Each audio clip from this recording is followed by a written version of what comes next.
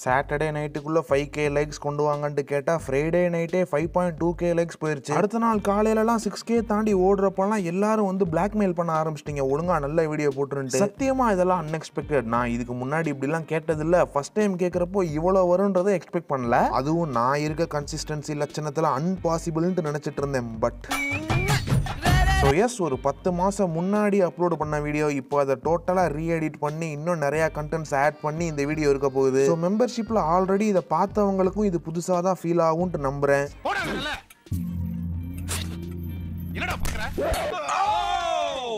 இந்த சீன்ல சப்போஸ் சித்தன் கேரக்டர் அடிச்ச அடியில அந்த ஆள் அப்படியே அந்த போட்டாக்கல்ல உடைச்சிட்டு பறந்து போய் விழுகிறான்னு வைங்களேன், பாக்குறவனுக்கு இந்த அளவுக்கு பெரிய ஷாக்காலாம் இருக்காது. எது அடிச்ச அடியில ஒருத்தன் இப்படி போட்டு பறக்குறானா, சரி இது ஏதோ கமர்ஷியல் மசாலா படங்கள்ல வர்ற யூஷுவலான வயலன்ஸ் தான்ட்டு பெருசா ரியாக்ட் பண்ண மாட்டான். ஆர் மேபி அவனோட ஃபேவரட் ஹீரோ அந்த மசாலாத்தனமான வயலன்ஸ் பண்றாருன்னா போட்டு கத்தி சில்லறையெல்லாம் செதற விடுவான் தியேட்டர்ல. பட் ஒருவேளை சித்தன் அடிச்ச அடியில அந்த ஆள் புரோட்டாக்கல்ல இடிச்சு அன்யூஷுவலா அது அப்படியே ரத்தம் பீச்சிட்டு அடிக்குதுன்னா அதுக்குமே இந்த அளவுக்கு ஷாக் இருக்காது. பட் அதுக்குமே ஒரு மிகப்பெரிய ஃபேன் பேஸ் இருக்கு. இந்த குளோரிஃபைடு வயலன்ஸ்ன்றதையும் நிறைய பேர் என்ஜாய் பண்ணிட்டு தான் இருப்பாங்க. ஒரு மாதிரி எக்ஸாஜரேட்டடா ரத்தம் தெரிக்கிறத பார்த்தா ஒருத்தன் ஏன் என்டர்டைன் ஆகுறான்றது வேற கதை, அதை வேற எப்பயாச்சும் பார்ப்போம். இப்போதைக்கு இந்த ரெண்டு விஷயங்கள் தான் என்ஜாயபிள் வயலன்ஸை ஒரு ஃபன்னான எலமெண்டா யூஸ் பண்ணி இப்போ ஒரு ஐட்டம் சாங் மாதிரியோ ஆர் ஒரு காமெடி ட்ராக் மாதிரியோ ஒரு ஆக்ஷன் செட் பீஸ்ல வயலன்ஸை கமர்ஷியலி ஒர்க் ஆகணும்ன்றதுக்காக மட்டும் யூஸ் பண்றது, ஆடியன்ஸை என்ஜாய் பண்ண வைக்கணும்ன்றது மட்டும்தான் அதோட நோக்கமா இருக்கும். ஏன் இதெல்லாம் பார்த்து ஷாக் ஆகாம என்ஜாய் பண்றாங்கன்னா நமக்கு தெரியும் அது ஃபிக்ஷனல் குளோரிஃபைடா ஒரு விஷயத்தை மெருகேற்றி காட்டுறாங்கன்றனால ஒரு ஃபேண்டசி எலமெண்ட் மாதிரி அந்த வயலன்ஸ் ஆகிறது. பட் நெக்ஸ்ட் கேட்டகரி சினிமான்றதே ஒரு பொய் தான். அதுலயும் உண்மைக்கு நெருக்கமான கிரவுண்டடான ரூட்டடான படங்கள் ஏகப்பட்டது இருக்குது. கமர்ஷியலியும் பெரிய சக்சஸ் ஆகிருக்குது. அதுல ஆக்ஷன் படங்களுமே இருக்கதான் செய்யுது. அப்போ அதுல இருக்க ஆக்ஷன்ல இருக்க வயலன்ஸ் எப்படி இருக்கணும்னா அதுவும் ரியாலிட்டிக்கு அநியாயத்துக்கு க்ளோஸா தான் இருந்து ஆகணும். இப்போ முன்னாடி இருக்க வயலன்ஸுக்கு ஒரு கேரக்டர் ஏன் சண்டை போடுதுன்ற மொராலிட்டியை மட்டும் புரிய வச்சுட்டா போதும், ஆடியன்ஸ் அதை என்ஜாயபிள் வயலன்ஸா என்ஜாய் பண்ணி பார்த்துருவாங்க. பட் இங்க என்ஜாய் பண்றதுக்கு ஒண்ணுமே இருக்க போறது இல்ல. ஏன்னா இங்க ஹீரோயிசம் இருக்க கூடாது, குளோரிஃபிகேஷன் இருக்க கூடாது, அப்படியே பிஜிஎம் போட்டு ஸ்லோமோலாம் பண்ணி அந்த மொமெண்ட்டை என்ஹான்ஸ் பண்ணி காட்டிட கூடாது. அப்படி என்ஹான்ஸ் பண்ணி காட்டியிருந்தாலும் அந்த வயலன்ஸ் ஒரு அட்வைசபிள் சொல்யூஷனா இருந்துட கூடாது. இதெல்லாம் ஏன் இருக்க கூடாதுன்னு சொல்றேன்றது உங்களுக்கு மூணாவது கேட்டகரியை எக்ஸ்பிளைன் பண்றப்ப தெளிவா புரிஞ்சிடும். இப்போ இந்த ரியாலிட்டிக்கு க்ளோஸா இருக்கக்கூடிய ஆக்ஷன் சீன்ஸுக்கு என்னென்ன ஜஸ்டிபிகேஷன்ஸ்லாம் தேவைப்படும்னு பார்த்தா, ஏன் அந்த ஹீரோ சண்டை போடுறான், சண்டை போடுறத தவிர வேற வழியே இல்ல அப்படின்றனாலதான் அந்த சண்டை நடக்குதா,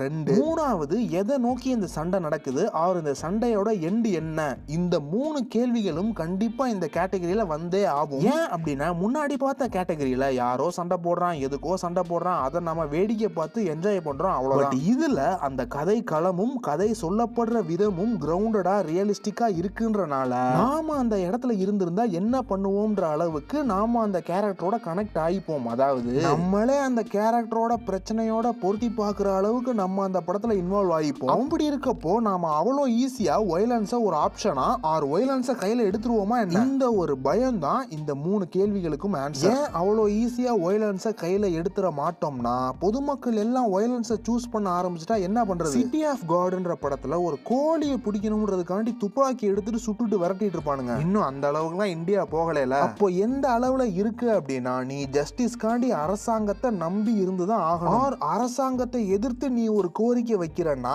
அதுக்கு ஒரு சில வழிமுறைகள் இருக்கு. அதுபடிதான் இன்னைக்கும் மதுரையில ஒரு போராட்டம்ன்றது நடக்குது. இதுக்கப்புறமும் எந்த இடத்துலயும் நடந்தாலும் அப்படிதான் நடக்கணும். அப்படி இருக்கப்போ உன் உயிருக்கு ஆபத்து அப்படின்னா உன்னை தற்காத்து கொள்றதுக்காண்டி அப்போதைக்கு என்ன பண்ணணுமோ நீ பண்ணிக்கலாம். ஒரு படத்துலயும் ஒரு கேரக்டர் அவனை காப்பாத்திக்கிறதுக்காண்டி உயிரை கையில பிடிச்சிட்டு சண்டை போடுறான் அப்படின்னா அந்த மூணு கேள்விகளுமே எனக்கு சாட்டிஸ்ஃபை ஆகிரும். வேற எந்த இடங்கள்ல அந்த மூணு கேள்விகளும் சாட்டிஸ்ஃபை ஆகும்னா முன்கோபத்தினாலேயோ ஆர் பேராசை அந்த மாதிரி நல்லா புரிஞ்சுக்கோங்க. இதெல்லாம் அந்த கேரக்டரோட ஃப்ளாஸ். இந்த ஃப்ளாஸ்னால ஒரு கேரக்டர் வயலன்ஸை கையில எடுக்குது அப்படின்னா முதல் ரெண்டு பாயிண்ட்ஸும் சாட்டிஸ்ஃபை ஆகிரும். பட் மூணாவது பாயிண்ட்டை நீங்க ப்ராப்பரா காட்டணும். லைக் இந்த முன்கோபத்தோட ஆர் பேராசை ஆர் வாட் எவர் ஃப்ளாஸ்னால வயலன்ஸை கையில எடுக்கக்கூடிய ஹீரோ கேரக்டரோட கான்சிக்வன்ஸ் என்ன அப்படின்றத அநியாயத்துக்கு தெளிவா காட்டியே ஆகணும். அதுலதான் இது உண்மையிலே யதார்த்தமான படம் தானா என்னன்ற மதிப்பீடு நடக்கும். ஒரு கமர்ஷியல் கமர்ஷியல் படத்துல ஒரு வயலன்ஸோட எண்டு எவ்வளவு கிறுக்குத்தனமா இருந்தாலும் பிரச்சனை இருக்க போறது இல்ல. ஏன்னா அது ஜஸ்ட் ஒரு ஜாலியா என்டர்டைன்மெண்ட் மட்டும்தான். பட் கிரவுண்டடா இருக்க படங்கள்ல முன்கோபத்தினால வர்ற உண்மைக்கு நெருக்கமான வயலன்ஸ்ன்றதோட கான்சிக்வன்ஸ் எப்பயுமே பாசிட்டிவா இருந்துடக்கூடாது. அப்படி இருந்துச்சுன்னா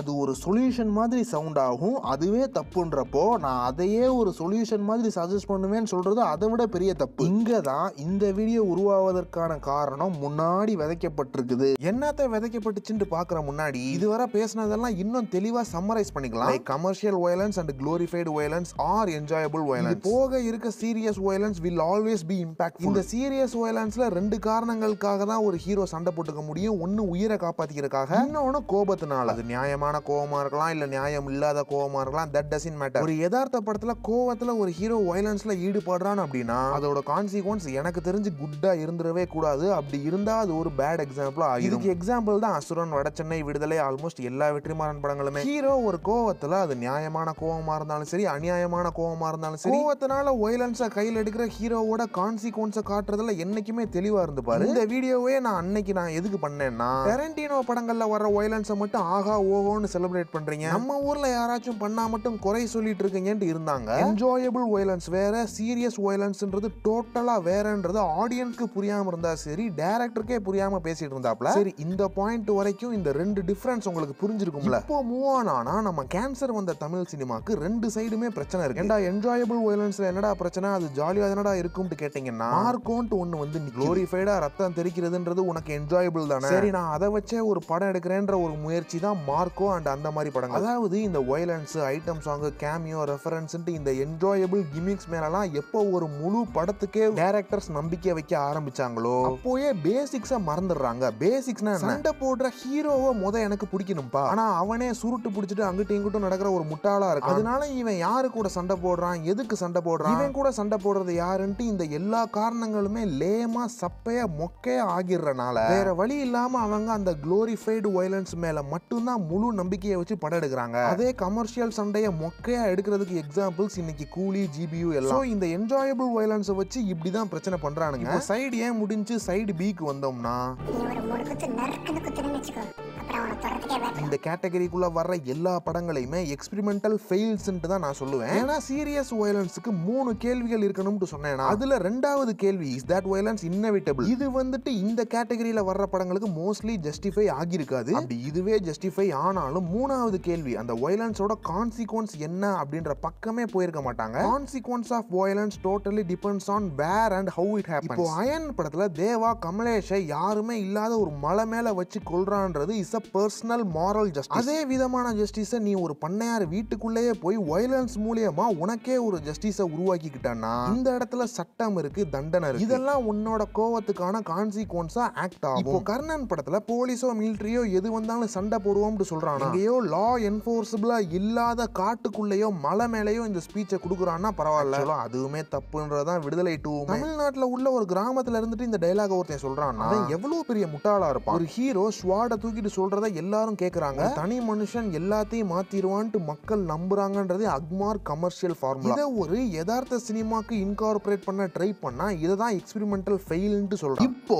அந்த ஊருக்கு என்ன கொடுமை நடந்துச்சு, போலீஸ் அக்கிரமங்கள் பண்ணுச்சு, ஓகே, ஏன் அக்கிரமங்கள் பண்ணுச்சு? ஏன்னா அந்த ஊருக்கார மக்கள் கள்ளக்கொண்டை எரிஞ்சு போலீஸ் மேல தாக்குதல் நடத்தினாங்க, அவ்வளவுதான் முடிஞ்சு. இந்த ஒரு இடத்துலயே எல்லாமே முடிஞ்சு. இப்போ போலீஸ்காரங்க உள்ள என்ன வேணும்னாலும் அக்கிரமங்கள் பண்ணிக்கலாம். அதெல்லாம் யாருமே கேள்வி கேட்க முடியாது. ஏன்னா அது வெளியே எப்படி ப்ரொஜெக்ட் ஆகும்னு பாருங்க. மாவட்ட ஆட்சியர் மீதும் காவல்துறையின் மீதும் கற்களை எறிந்து வன்முறையில் ஈடுபட்ட மக்களின் மீது போலீசார் சரமாரியாக தாக்குதல் நடத்தினர். இந்த மாதிரி ஒரு நியூஸ்ல வன்முறையில் ஈடுபட்ட மக்கள் இருக்குமா? இதுக்கப்புறம் ஒண்ணுமே பண்ண முடியாது, அவ்வளவுதான், முடிச்சு விட்டுருவாங்க. ஐயோனாலும் முடியாது, அம்மானாலும் முடியாது. இன்னைக்கு மதுரையில நடக்கிற மாதிரி எந்த ஒரு போராட்டத்தை வேணாலும் எடுத்துக்கோங்க, போலீஸோ மிலிட்டரியோ எது வந்தாலும் சண்டை போடுவோன்ட்டு ஒருத்தன் சொல்றான்னா மக்கள் எல்லாம் சேர்ந்து மூட்டு உட்காராடே அப்படின்ட்டு தான் சொல்லுவாங்க. ஏன்னா அப்படிதான் சொல்லணும், இல்லாட்டி என்னத்துக்கு ஆகுறது சொல்லுங்க ப்ரோ. இது வந்துட்டு உண்மை கதை அப்படின்ற மாதிரி வந்தீங்கன்னா என்னை பொறுத்த வரைக்கும் இது உண்மை கதையை தழுவி எடுக்கப்பட்ட 50 to 60% ஃபிக்ஷனல் படம். இதுல ஒரு பஸ் வசதிக்காண்டி கூட சண்டை போடுற கிராமம் இப்படி எல்லாம் பண்ணா தீவிரவாதி ஆயிருவோம் கூட தெரியாம அறியாமையில இருக்காங்கன்னு கூட வச்சுப்போம். அப்படி ஒரு அறியாமையில இருக்க ஹீரோ கையில கத்தியை கொடுத்து நீங்க ஏன் குளோரிஃபை பண்ணணும்? அது பாக்குறவனுக்கு நீங்க அந்த அறியாமையை குளோரிஃபை பண்ற மாதிரி தெரியாதா என்ன? அப்படி தெரிஞ்சனாலதான் என்ன கடிக்கிறானுங்க. கன்கிரீட் படத்துல ஒரு சீன் வரும். அந்த வயசானவர்கிட்ட ஏன் இவ்வளவு ரிஸ்க் எடுத்து வந்தீங்கன்ட்டு ஏதோ கேட்பாங்க. அதுக்கு அவர் சொல்லுவாரு, என் வயசுல இருக்கவங்கனால உருவான இந்த போர்ல இன்னைக்கு உன் வயசுல இருக்கவங்க செத்துக்கிட்டு இருக்கீங்க, அதை பார்த்து என்னால சும்மா இருக்க முடியாதுன்னு சொல்லுவாரு. இப்போ மாமன்னன் சீனுக்கும் இதுக்கும் எவ்வளவு பெரிய டிஃபரன்ஸ் பாருங்களேன். இப்போ அந்த சீன்ல நான் இவங்களோட கதையை எக்ஸ்பேண்ட் பண்றேன். இப்போ மாஸ்டர் வந்துட்டு அவனை நறுக்குன்னு குத்த சொல்லிட்டாரு. ஏன் சொல்றாருன்னா அப்போதான் அவன் அதுக்கு அடுத்து நம்மள தொடுறதுக்கே பயப்படுவான்னு சொல்றாரு. ஓகே, இப்போ நான் அவனை நறுக்குன்னு குத்துறேன், அவனும் என்ன போட்டு அடிக்கிறான். சரி, சண்டை முடிஞ்சு மாஸ்டர் அட்வைஸ் பண்றாரு, திருப்பி அடிக்காம கோலையா இருக்குதும் தப்பு, ஒருத்தனை அடிச்சுக்கிட்டே இருக்குதும் தப்புன்னு சொல்லி அனுப்பிச்சு விட்டுருவாரு. இப்போ அந்த ஆள் சொன்னதை அவனுங்க கேட்கணுமா என்ன? கீழே போனா ஏண்டா அந்த ஆள் பேச்சை கேட்டு என் மேலேயே கை வைக்கிறியான்ட்டு இவன் ஒரு 4 பேரை வச்சு அடிப்பான். அடி வாங்கினவன் அப்புறமா ஒரு 10 பேரை கூட்டு போய் ஏண்டா என்னையவே அடிப்பியான்ட்டு திரும்ப அடிப்பான். உடனே இந்த இடத்துல ஃபேமிலியும் இன்வால்வ் ஆகும். ஏண்டா யாரு மேல யாருடா கை வைக்கிறீங்கன்ட்டு இவனுங்க போய் பெரிய பிரச்சனை ஆயிரும். அதுல போய் யாராச்சும் பெரிய மனுஷங்க பாதிக்கப்பட்டு இந்த வயலன்ஸ் ஏன் கண்டினியூ ஆகுது? பல்ப் ஃபிக்ஷன்ல வரா மாதிரி that's pride fucking with you. Fuck pride. Israel Palestine போர்ல பாதிக்கப்பட்ட 2 சைடுல இருந்தும் ஒருத்தர் உட்கார்ந்து பேசுவாங்க. நான் எங்க அப்பா அம்மாவை இழந்தேன்னு ஒருத்தர் சொல்லுவாரு, இன்னொருத்தர் நான் என் பிரதரை இழந்தேன்னு சொல்லுவாரு. ஆனா 2 பேருமே டிஸ்கஸ் பண்ணிக்கிற விஷயம் என்னவா இருக்கும்னா, எனக்கு நடந்த டிராஜடி என்னோட இனத்தை சேர்ந்தவங்களுக்கு வன்மமா போய் சேர்ந்துட கூடாதுன்னு பேசிப்பாங்க. டைம் இருந்தா போய் பாருங்க. இததான் நான் இவங்க சினிமால இருந்து எக்ஸ்பெக்ட் பண்றேன். வழியில இருந்து எடுக்கிற படம் பாக்குற எல்லாத்துக்கும் ஒரு மாபெரும் விஸ்டமா இருக்க வேணாம். எவ்வளவு பெரிய கில்ட்டுகளை கொடுக்கிற வழிகளை பத்தி நீங்க பேசலாம். போக போக த பாடி ஆஃப் யுவர் யதார்த்த படம்ன்றத கமர்ஷியல் வயலன்ஸா மட்டுமே ஏன் வச்சுக்கிறீங்க?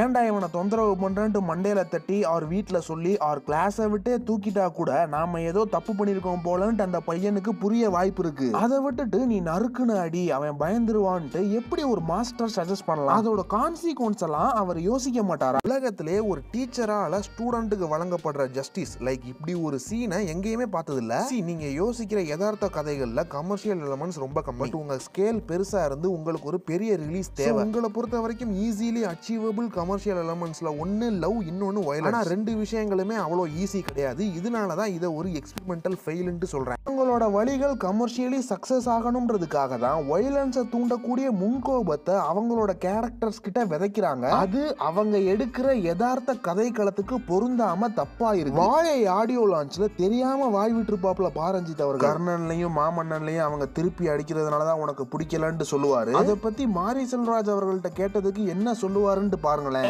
நிறைய ஆக்ஷன் படம் வருது, நிறைய வன்முறை படங்கள் வருது. அதை நீங்க சினிமா எக்ஸ்பீரியன்ஸா பார்க்கும்போது ஒரு நிஜ லைஃப்ல இருந்து சொல்லும் போது அதுக்கும் சினிமா எக்ஸ்பீரியன்ஸ் கொடுங்கன்னு தான் கேட்கும். மற்ற சினிமாக்கள்ல பயங்கரமான வன்முறை வருது, அது எக்ஸ்பீரியன்ஸா பார்க்கப்படுது. என்ஜாயபிள் வயலன்ஸுக்கும் ரியாலிட்டிக்கு க்ளோஸான வயலன்ஸுக்கும் எவ்வளவு பெரிய வித்தியாசம் இருக்குன்றது இந்த வீடியோ பார்த்து உங்களுக்கு புரிஞ்சிருக்கும். சலாரு, KGF 2 அப்புறம் டரண்டினோ படங்கள்ல வர்ற வயலன்ஸுக்கும் இவங்க படங்கள்ல வர்ற வயலன்ஸுக்கும் சுத்தமா சம்பந்தமே இல்லை. ரெண்டையும் ஒப்பிடவே முடியாது. இது வந்துட்டு சினிமால இவ்வளவு பெரிய டைரக்டரா இருக்க இவருக்கு தெரியாம பேசுறாரான்னு கேட்டீங்கன்னா அப்படி இல்ல, அவருக்கும் கண்டிப்பா தெரியும் இந்த டிஃபரன்ஸ். அப்புறம் ஏன் ஆடியன்ஸை முட்டாளாக்குறதுக்காண்டி இப்படி பேசுறாருன்னா, நம்ம இதோட லைட்டா தானே பண்றோம். அப்போ ஏன் நம்மளோட வன்முறை, நம்மளோட எதிர்வினைக்கு ஏன் இவ்வளவு பெரிய வன்முறை முகம் பூசப்படுது?